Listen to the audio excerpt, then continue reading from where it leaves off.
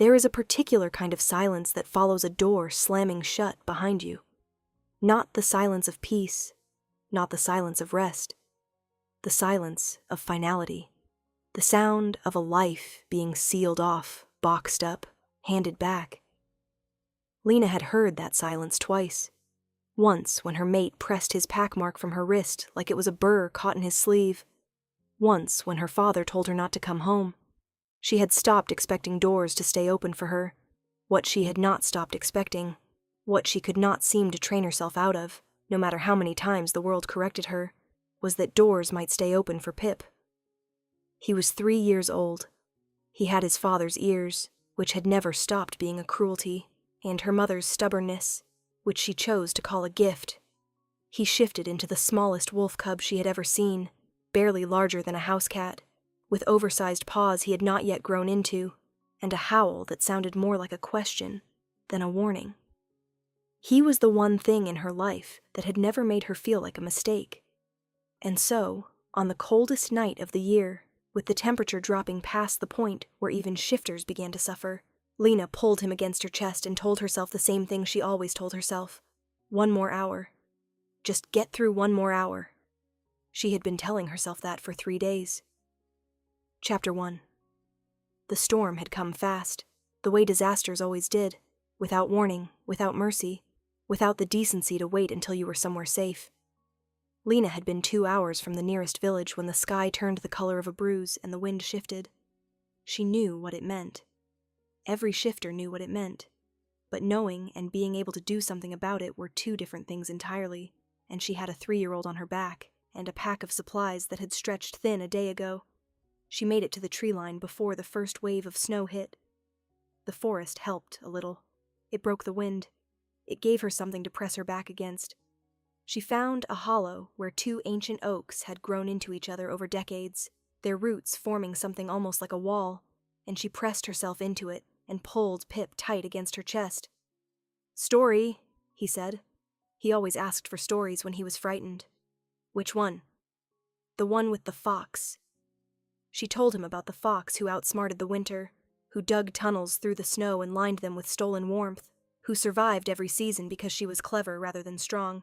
She'd made up the story herself years ago, when she first understood that strength was never going to be her advantage.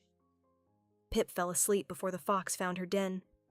Lena kept talking anyway, not for him anymore. For herself, because silence was worse than cold, and she needed something to hold on to. By the 2nd hour, her fingers had stopped hurting. That was not a good sign. She knew enough about exposure to know that when the pain stopped, you were past the point where your body was fighting, and into the point where it was simply giving up.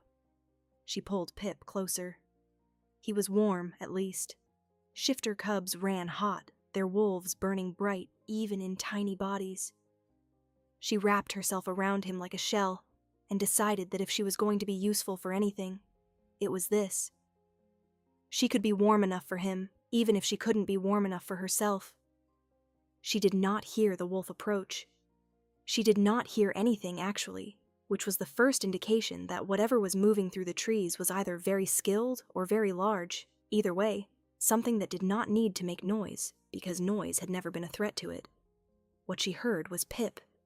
He had woken while she wasn't paying attention, crept 2 feet to the left to investigate a beetle frozen mid-crawl on a root, shifted without telling her, because at 3 years old he still found the whole thing slightly amusing, and was now sitting in the snow in his cub form, one oversized paw batting at the beetle, making the small, frustrated sound he made when things didn't cooperate. Not crying, exactly. More like complaining. But it carried. Small sounds always carried further than you expected, in still air. Lena reached for him. She was too slow. The trees ahead of them went quiet in a way that had nothing to do with the storm. The particular pressing silence of something massive and aware, holding itself completely still.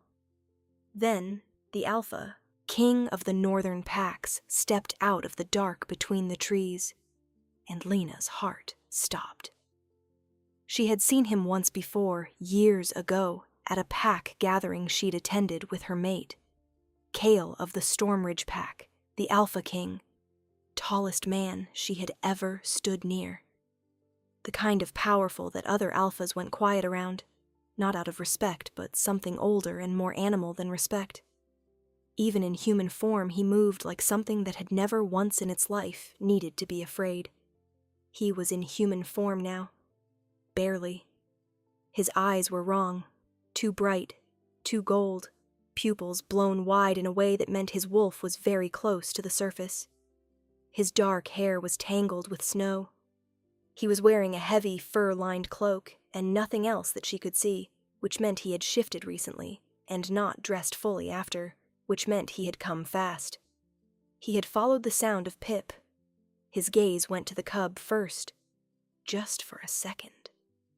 Something moved across his face that she couldn't name, something that had no business on the face of a man like that. Something almost soft, quickly buried. Then his eyes moved to her. She watched him take her in, the blue tinge to her lips. The way she was holding herself, one arm still reaching for Pip, her whole body angled to put herself between her son and whatever threat this was. The exhaustion she probably wasn't hiding as well as she thought. "How long have you been out here?" he asked. His voice was different from what she'd expected. Low, yes, and carrying the particular resonance of an alpha who'd spent decades speaking and being heard. But not cold, not the clipped dismissal she'd braced for. 3 days, she said. Her voice came out steadier than she felt. She was proud of that, in a distant way. His jaw tightened. Pip, in the way of 3-year-olds who had not yet learned to be afraid of important things, chose this moment to abandon the beetle, pad through the snow in his tiny wolf form, and sit directly on top of the Alpha King's boot. The silence that followed was extraordinary. Lena watched Kale look down at the cub, sitting on his foot with an expression she had absolutely no framework for interpreting on the face of the most powerful shifter in the north. Pip looked up at him, sneezed, and stayed exactly where he was. "He's not afraid of you," Lena said. It came out sounding like an apology. "No," Kale said. Something in his voice had changed, though she couldn't have said how. "He isn't." Chapter 2. He didn't ask her permission before he picked Pip up. Lena's whole body jolted with protest, but the movement died before it reached her hands, because she watched the Alpha King lift her son with the particular careful confidence of someone who had held small things before and understood how fragile they were. Pip dangled for a moment, cub paws hanging, looking deeply unimpressed by his own situation, and then Kale tucked him against his chest under the cloak and looked at Lena. "Can you walk?" She wasn't certain, but she said yes, because the alternative was being carried, and some shreds of dignity she intended to keep. The walk to his camp was 15 minutes through the trees. She spent most of it focused on putting one foot in front of the other and not letting her knees do what they were threatening to do. He walked beside her, not in front, not behind. When she stumbled on a root buried under the snow, he did not reach for her, but he slowed, and she understood that he was adjusting to her pace without making a point of it. She appreciated that more than she could have explained. The camp was not what she expected.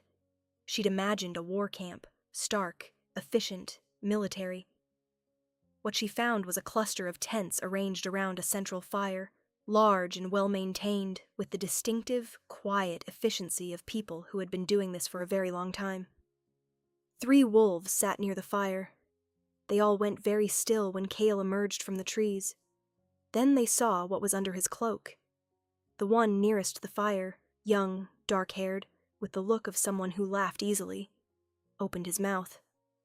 Kale looked at him. He closed it again. Smart. The large tent at the back was warm. Warmer than anything Lena had felt in 3 days. She stood just inside the entrance and let it hit her like a physical blow. The shift from numb to painfully aware, her fingers beginning to ache in the particular way that meant blood returning to places it had retreated from. Kale set Pip down on a pile of furs near a small brazier.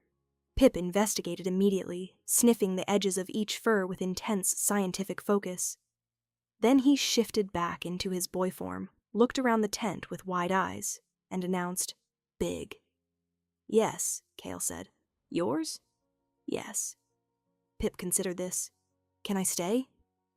Lena's face went hot with mortification. Pip, you can stay, Cale said. He was already moving toward a chest on the far side of the tent, pulling out what looked like a blanket. You don't have to, Lena started. Sit down, he said. Not an order. Or rather, it was an order, but a quiet one, the kind that came from concern rather than authority.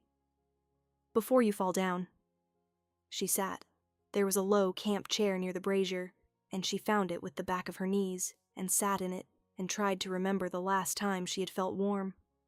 It took her a moment. The memory was distant in a way that worried her. Cale came back with the blanket and a ceramic mug of something steaming. He set the mug in her hands. She tried not to grab it desperately and mostly succeeded. He draped the blanket over her shoulders without asking, the same efficient carefulness with which he'd carried Pip. He crouched down in front of her to check her hands, turning them over to look at her fingertips, and Lena went very still. No one had held her hands in years. Not like this, careful and checking, like the answer mattered. Not frostbitten, he said. Close. He looked up at her. This close, his eyes were extraordinary, gold and dark in the brazier light. What happened? She told him. It didn't take long. She was good at stripping stories down to their essential facts, had learned it years ago when elaboration only ever gave people more details to use against her. Mate contracted to a higher-ranking female. Mark removed, sent back to her family. Father felt the shame of a returned Omega daughter outweighed the necessity of shelter. 3 weeks of varying arrangements that had progressively failed, and then the storm catching her between one failed arrangement and the next with Pip on her back. She laid it out flat and clean and watched his face while she spoke. His expression did not change. That was the thing that unnerved her. Not the coldness she'd feared, but the stillness. Like he was listening in a way that required his entire body to be quiet. When she finished, he was silent for a long moment. Your mate removed the mark, he said, voluntarily. Yes. And your father refused to take you in. He was concerned about his standing in the pack. Another silence. His standing, Kyle repeated, with the flat precision of someone filing something away. Something about his tone made her want to change the subject. We'll be gone by morning, she said. If the storm clears. I don't want to impose. Where will you go? She had an answer prepared. She'd been rehearsing it for 3 days, a plan that was really more of a direction, a vague intention pointed at a distant cousin 2 territories over, who had not yet explicitly told her not to come. When she opened her mouth to deliver it, what came out instead was, I don't know. Pip, on his pile of furs, had curled up and fallen asleep with the boneless immediacy of the very young. His small chest rose and fell. Outside, the storm pressed against the tent walls and found no way in. Cale looked at her for a long moment. Then you'll stay until you do. Chapter 3. She expected the camp to be hostile. She'd lived enough of her life on the edges of things to know what it felt like when a group of people didn't want you there. The specific weight of being tolerated rather than welcomed. The way conversations paused when you entered rooms. What she found instead was complicated. The young dark-haired wolf, whose name turned out to be Dex, and who served as something between Cale's second and his unofficial record keeper, attached himself to Pip within approximately 4 minutes of meeting him and did not detach for the remainder of the day. She watched her son be carried around camp on Dex's shoulders, introduced to every member of the party as the new guy, and given first choice of breakfast with the seriousness of a formal ceremony. The others were more cautious with her. Not unkind, carefully not unkind, which told her there had been a conversation she hadn't been present for, but watchful, curious. She caught more than one glance moving between her and where Kyle stood at the camp's edge, looking north with his back to everyone. He did that often, she noticed. Removed himself. Stood apart.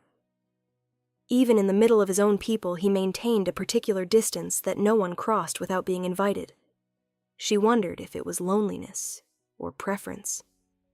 She had learned in recent years that the two looked almost identical from the outside. On the second day, he found her sitting outside the tent in a slant of pale winter sunlight. her hands wrapped around a mug, watching Pip attempt to teach Dex how to catch snowflakes on his tongue. "You should rest," he said. "I've been resting for 2 days." He sat down on the log beside her. Not close. There was a careful distance that she noted and could not entirely interpret. "You're still healing." "I'm fine." "Your color is better," he said. "But you keep tensing when you think you might have to move quickly. Your body isn't ready to run yet." She looked at him. He was watching Pip, not her, but his attention was entirely focused. "You noticed that," she said. "I notice most things." Pip got a snowflake. He turned to announce this triumph with his whole body, arms flung wide, and Dex applauded with the enthusiasm of someone witnessing a great athletic achievement. Lena smiled before she could stop herself. "He's not afraid of anything," Cale said. "He will be." The words came out with more weight than she intended. "He'll learn." "Perhaps." He turned to look at her then. Direct, unhurried. She had not yet gotten used to the way he looked at her, like he wasn't trying to figure out what she could be useful for, like there was no calculation in it at all. Or perhaps he takes after his mother. She almost laughed. "I'm terrified constantly. You were alone in a storm for 3 days protecting a cub, and when I found you, your first instinct was to get between him and me." He paused. "Fear and courage are not opposites. Most people don't seem to know that." She looked back at Pip. Her throat was doing something inconvenient. "Why are you being kind to us?" she asked. She kept her voice level. She'd learned to ask hard questions as if they didn't cost anything, because they cost less that way. He was quiet for a moment. "Because someone should have been sooner." Chapter 4. On the 4th day, she made herself useful. Not because anyone asked. She woke before the camp stirred, the habit of years, and found the fire banked low and the water pots empty, and by the time Dex emerged, she had both solved. He looked at her with something surprised and warm and said, "You didn't have to." And she said, "I know." And he didn't push it. She was good at the quiet maintenance of things. She had always been good at it. Her mate had called it one of her better qualities, which she'd understood even then to be a sentence with an implied worse on the other end of it. But it turned out that keeping things running, anticipating what was needed, noticing the details. In a camp of 12 wolves moving through difficult terrain, these things mattered. She refilled. She mended. She kept track of who had eaten and who hadn't, and managed the supplies with a precision that made Dex look at her one afternoon with an expression approaching reverence. "You've done logistics before," he said. "I've survived before," she said. "They're similar." Kyle noticed. Of course he did. He noticed everything. She was learning, not loudly, not in ways that demanded attention, but in the small adjustments he made. The tent arrangement shifted on the 3rd day without announcement, and she realized her sleeping area was no longer near the draft from the entrance. Pip's food started arriving with an extra piece of whatever sweet thing had been packed, which Pip accepted as his natural due, and she accepted as something she did not have words for. They talked in the evenings. This was not something she had planned for. It started practically, her asking about the route ahead, him answering with maps he pulled from memory, details about terrain and weather, and pack borders she needed to know if she was going to navigate this part of the territory. But it kept going after the practical portion ended. He asked questions that weren't interrogation. Not "what are you" or "where did you come from," but "what did you notice? What do you think? What would you do?" Questions that treated her mind as if it had value. She hadn't been asked questions like that in years. One night, late, with Pip asleep between them on the furs and the camp quiet around the tent, he asked, "What do you want?" Not what you need. What you want. She thought about it seriously, the way she did with hard questions now, because he seemed to want real answers rather than polite ones. "I want Pip to grow up somewhere he can run," she said finally, not always looking over his shoulder, not apologizing for taking up space. She paused. "I want to stop feeling like I'm always one mistake from the edge." He was quiet for a long moment. "You were cast out," he said, "by a mate who should have protected you, by a father who should have sheltered you, in your pack structure, Those people had power over whether you survived. He looked at the fire. That's not your failure. That's theirs. I know that, she said. Does it help? He asked. Knowing it? She thought about that too. Not as much as I expected it to. No, he said. It rarely does. She looked at him. He was watching the fire still, and in its light he looked less like the immovable force she'd first seen coming out of the trees, and more like someone who had been carrying something very heavy for a very long time. What do you want? She asked. She wasn't sure she had the right to ask. She asked anyway. His jaw moved slightly. A long pause. Something I'm not sure I'm allowed. She didn't press him. She had learned to recognize when someone had said as much as they were going to say. But she thought about it after he fell asleep. Thought about the careful distance he maintained. The way he watched Pip with that expression she had no name for. The small adjustments he made without announcing them. Every one of them designed to make her and her son less cold, less hungry, less afraid. She was not, she realized, the only one here who had learned to care for things quietly, from a distance, without expecting anything back. Chapter 5. The storm's second wave came on the 6th day, fiercer than the first. There was no question of moving.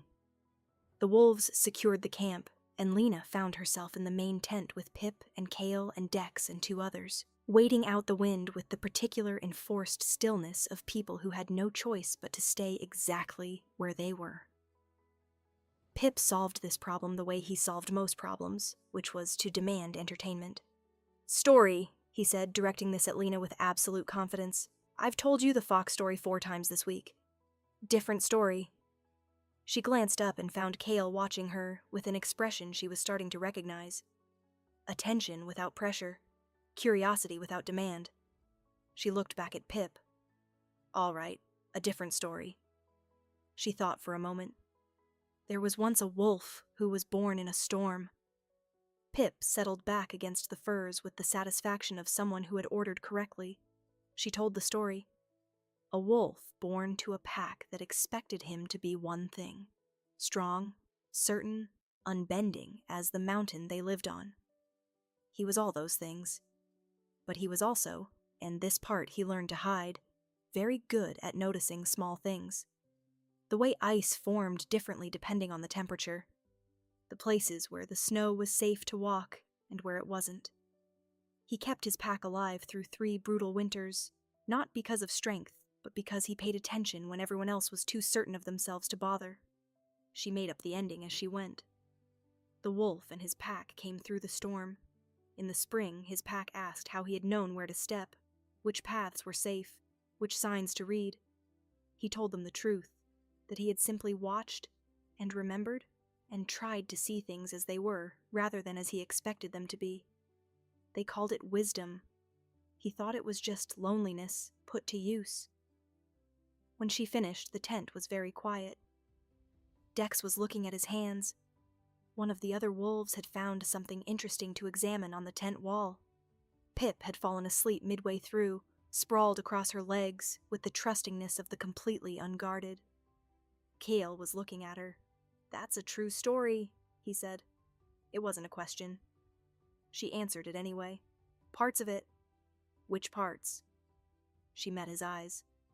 The part about loneliness. A pause. And the part about watching.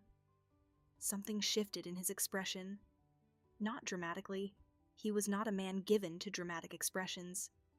But something around his eyes, something that made him look, for just a moment, like someone who had been waiting a very long time to be recognized and had mostly stopped expecting it. He looked away first. The ending, he said, isn't right. No? A wolf who kept his pack alive through 3 winters and called it loneliness put to use. He shook his head slightly. That's not loneliness. That's love. He just didn't have anyone to say so. Lena's chest ached with something she didn't have a name for. There's a second ending, she said quietly. He looked back at her. He finds someone who notices the noticing, she said. Who sees what he does and knows what it costs and says so. The storm pressed against the tent walls. The fire crackled. Pip's small, warm weight pinned her in place. Cale said nothing, but he did not look away. Chapter 6. On the 8th morning, the storm broke. The world that emerged was white and blinding, the kind of clean that only came after great violence. Lena stood outside the tent with her face tilted up and let the pale sun hit it and thought, "We survived." It still surprised her sometimes that they had. She heard him come up beside her. She was learning his particular quality of movement, that soundlessness that had initially frightened her, now familiar enough to be something else. "The route north opens in 2 days," he said, "when the snow compacts enough to travel on." She nodded. "Your cousin's settlement." He paused. "It's 4 days from here." "I know." "She didn't invite you." He said it without accusation, just factual. "You said you were going to someone who had not yet explicitly told you not to come. That was a month ago. People's situations change. I'm aware." "Lena." He waited until she looked at him. "My territory has 3 unmated female omegas and 2 mated pairs. No cubs. Dex has been sleeping better since Pip arrived than he has in 2 years, because apparently the sound of a cub in camp reminds him of something safe." A pause. "The camp needs what you've been doing. The logistics, the maintenance. You noticed things I hadn't noticed were going undone, and you fixed them without being asked." She studied him. "You're offering me a position." "I'm offering you a place," he said. "That's different." Her heart was doing something she needed it to stop doing. "Why?" He held her gaze. "Because you asked me what I wanted, and I said something I wasn't sure I was allowed." He stopped, looked away briefly, then back. "I want this. You and Pip in my camp, not leaving when the snow compacts."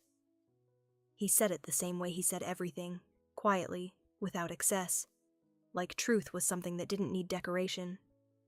"I'm aware that's not a small thing to ask." "You're the Alpha King," she said carefully. "You could have simply..." "No." The word was flat and immediate. "I could not have simply. Not with you." He exhaled. "You are not something I would take. You are something I would ask." She looked at him for a long time. She thought about every door that had closed, every person who had done their calculation and found her wanting, the particular weight of being valuable only when someone could extract something from you, and worthless the moment you ran out of things to give. He was watching her with that stillness, no pressure in it, waiting. "Pip already thinks this is home," she said finally. "Pip is very perceptive. He told Dex this morning that Dex could be his uncle." "Dex cried," Cale said. She almost smiled. "I know. I saw." A pause. "What do you think?" he asked. "Not Pip. You." She looked at the white and silent landscape, at the camp behind her, its steady warmth, the particular way it had rearranged itself over 8 days to accommodate the fact of her and her son, without anyone making a performance of it. She looked at him. "I think," she said slowly, "that I've been waiting for someone to ask, rather than take for so long that I'd nearly forgotten the difference." He waited. "Ask me again," she said. "Properly." Something moved across his face, quiet as light changing. "Will you stay?" "Yes," she said. "We'll stay." Chapter 7. Staying, it turned out, was not the end of the story. It was more like the beginning of a different one. The journey to Stormridge Keep took 12 days. Lena spent most of them relearning what it felt like to move through the world without bracing for impact. It was a more difficult unlearning than she'd expected. Years of performing smallness had settled into her body, and the body did not simply release things because the mind had decided to. Kyle noticed. Of course he did. He didn't comment on it directly. What he did instead was make space. Consulted her on route decisions when she had an opinion worth consulting. Made sure she rode near the front rather than trailing at the back where strays ended up. When she said something in the group's hearing, he responded to it as if it had weight, and the camp took their cues from him the way camps always took cues from their alpha. She was not foolish enough to think this erased 3 years, but it was something. Pip bloomed. There was no other word for it. He had spent his short life adapting to the necessity of Lena's caution. Quieter than a cub should be, more watchful, more careful about where he put his joy. Now, with Dex to chase him around camp and 12 wolves who treated his presence as a gift rather than a complication, he became something she hadn't seen before. Loud, demanding, confident in the way of children who have never been taught to doubt their welcome. She watched it happen and felt something she didn't quite have a word for. Not quite grief, and not quite relief, and not quite joy, but something in the territory of all three. He had been carrying her fear, she realized. Children always did. She hadn't known how much until she saw him without it. 3 days from the keep, they were stopped by a patrol. 6 wolves from a western pack, patrolling the border with the kind of aggressive confidence that meant they expected to be the most powerful thing on the road. They were, until Cale came to the front of the party, and they saw who they'd stopped. The moment passed quickly. Borders and protocols and formal words exchanged. But in the time before everything resolved, one of the patrol wolves caught Lena's eye and said, with the particular contempt of someone who wanted an audience, "Didn't know the Alpha King had taken an Omega's whelp to keep him company." The camp went still. Lena watched Cale's spine change. Not a movement exactly. A quality of stillness, like a storm becoming aware of itself. "His name," Kyle said, his voice perfectly level, "is Pip. He is 3 years old. He is under my protection." A pause, the measured, deliberate kind. "As is his mother. If either of them are spoken of that way again, I will consider it a challenge to my authority." Another pause. "Do you want to challenge my authority?" The patrol wolf's face went the color of old ash. The words exchanged after that were brief and careful and unmistakably apologetic. When the patrol had gone, Cale fell back to ride beside Lena. He didn't say anything, just settled into the pace of her horse and looked ahead. She thought about the way he'd said his mother. Under my protection. Simple, declarative, in front of 12 of his own wolves and 6 of someone else's. No hesitation. "You didn't have to do that," she said. "Yes, I did," he said, like it was obvious. She looked at his profile. "You realize that's going to be a story by the time it reaches the next territory?" "Good," he said. She looked away to hide the fact that her eyes had gone embarrassingly bright. "Cale," she said. Thank you." She meant it to come out simple, and it did, but it carried everything she couldn't compress into plain words. The 3 days in the snow, the careful distance he'd kept, the questions that treated her like a person rather than a problem, the way he'd said my protection with her son's name in the same breath. He turned to look at her. His eyes in the winter light were the color of old gold. "Don't thank me," he said quietly. "Just stay." Chapter 8. Stormridge Keep was everything the camp wasn't. Stone walls that had stood 300 years, towers that disappeared into cloud, corridors that caught the wind in ways that made them sound like they were breathing. It should have been overwhelming. Somehow, it wasn't. She wasn't sure whether to credit the place or herself, or the fact that she arrived with a cub on her hip, and the Alpha King walking beside her as though this was simply what was true. The keep's staff received Pip with the stunned reverence of people who had not seen a cub in a very long time. The head of household, a small, precise woman named Marta, who had served the keep for 30 years, took one look at Pip, investigating the bottom shelf of an ornamental cabinet, and pressed her hand to her mouth. "He's wonderful," she said. "He's destructive," Lena said. "Please tell me, there's nothing fragile on that shelf." There was not. Marta had apparently cleared it before they arrived, which told Lena something about the efficiency of the keep's staff. She was given a suite on the east side of the main tower, sunlit in the morning, with a connecting room for Pip and a window that looked out over the mountains. It was more space than she had ever had in her life. She stood in the middle of it and felt slightly lost. There was a knock at the door. Cale. He stood in the doorway, with the slightly formal posture of a man who was uncertain of his welcome, which should have been absurd given that he owned the building, except that she understood it. He was asking, not assuming. She stepped back to let him in. He crossed the room to the window and looked out at the mountains. The East Tower was always kept empty, he said. No particular reason. I just never found a use for it. And now? He turned to look at her. Now I think it was waiting for the right people. She crossed the room to stand beside him, not touching, close. The mountains stretched away in every direction, white and enormous, and indifferent to everything human and wolf and otherwise. I need to tell you something, she said. He waited.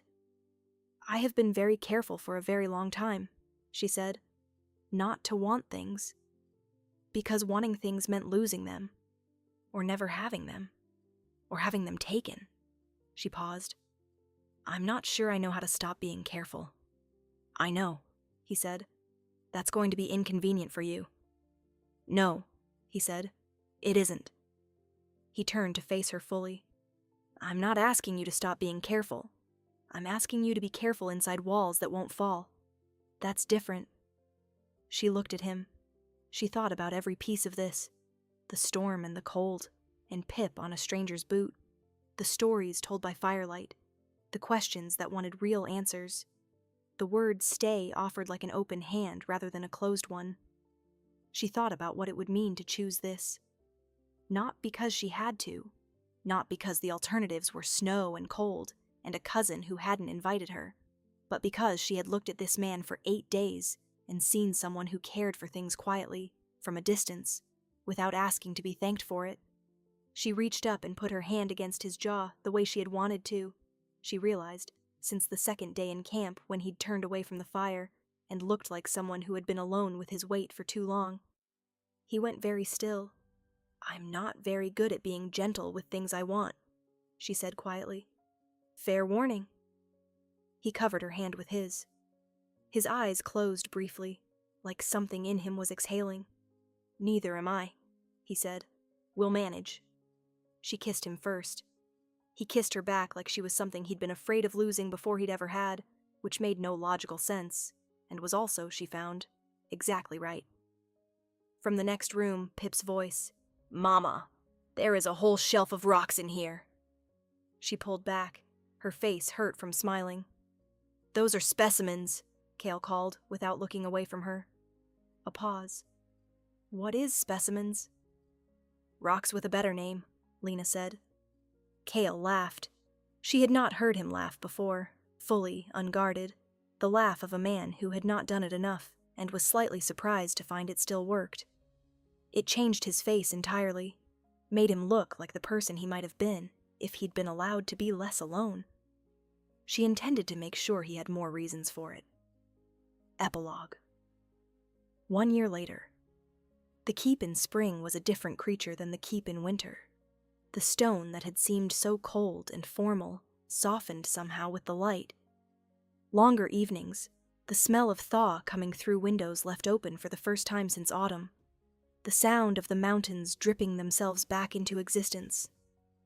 Lena stood in the great hall doorway and watched Pip lead what appeared to be a formal expedition across the courtyard. He was 4 now, which meant he had opinions about everything and the confidence to announce them. He had also, somewhere in the past 6 months, acquired the conviction that he was responsible for training the keep's 3 youngest wolves, who were 15, 12, and 9, respectively, and who had apparently decided that taking instructions from a 4-year-old was preferable to boredom. He's telling them how to approach a scent trail, said Marta, appearing beside her with the stealth of someone who had spent 30 years navigating a castle without disturbing its occupants. He did this yesterday, too. Apparently his methodology differs from the senior trackers. Where did he learn tracking methodology? He says, Marta said with perfect composure, that the Alpha King taught him. Lena turned to find Kyle directly behind her. He met her eyes with an expression of complete innocence that fooled no one. You taught a 4-year-old tracking methodology, she said. He asked. He's 4. He was very thorough in his questions. She shook her head, but she was smiling, and he was smiling, and this, she had learned over the past year, was what home felt like. Not a place, a quality of warmth that persisted regardless of weather. The pack had changed.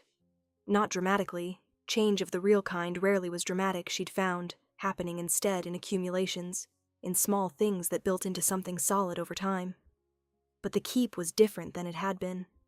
Louder, for one thing. More likely to smell of something baking. More likely to have a 4-year-old's voice carrying through the corridors at decibels that made the stone hum. She was pregnant. She had known for 3 weeks. She had told Kyle 2 days ago, sitting by the window in the East Tower, where she had first understood that staying was possible, and he had gone so still that for a moment she'd been afraid she'd done something wrong. Then he'd reached for her with the care of someone who had something very precious in his hands, and was extremely aware of this. And he hadn't said anything for a long time, just held her, his forehead against her temple. When he'd finally spoken, what he'd said was, "Pip is going to be insufferable about this." She had cried, laughing.